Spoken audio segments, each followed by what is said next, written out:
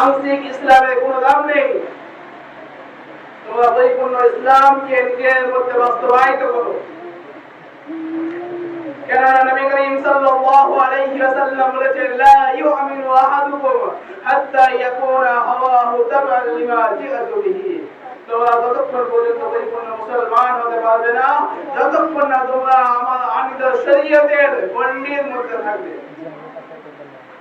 আনিত শরীয়ত নবী করিম সাল্লাল্লাহু আলাইহি ওয়াসাল্লাম পরিপূর্ণ দ্বীন ইসলামকে যতক্ষণ না ফলো করবে ততক্ষণ তোমরা পরিপূর্ণ মুসলমান হতে পারবে না।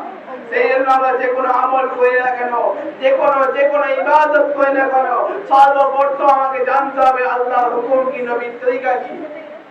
যেন আমাদের কাজটা, আমাদের ইবাদতটা, আমাদের আমলটা এমন না হয়ে যায় যে আমি তো ভাবছি যে এটা ইবাদত, আমি তো ভাবছি এটা আল্লাহ রাব্বুল হুকুম, কিন্তু সেটা হয়তো দেখতে পাচ্ছি যে আল্লাহ রাব্বুল ইজ্জতের সাথে নাফরমানি করা হচ্ছে।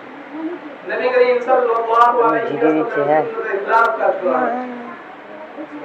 সেই জন্য নিজের সন্তানদেরকে দিনের দিকে ডাকতে হবে, দিন শেখাতে হবে, কোরআন শেখাতে হবে। কাল কিয়ামতের ময়দানে কোরআন শিখনে ওয়ালা পিতামাতাকে এত সুন্দর একটা তাজ পরানো হবে, টুপি পরানো হবে, যে তাজ চিন্তা করবেন যে আমাদের কিন্তু এত সম্মানিত করা হয়, তাহলে আমার যে সন্তানটাকে হাফেজ করেছি, আমার যে সন্তানটাকে কোরআনের উপর আমল করাচ্ছি, সেই সন্তানটাকে আল্লাহ রাব্বুল ইজ্জত কত সম্মানিত করবে। আর ওই ফারুক রাদিয়াল্লাহু তাআলা নিজের সন্তানকে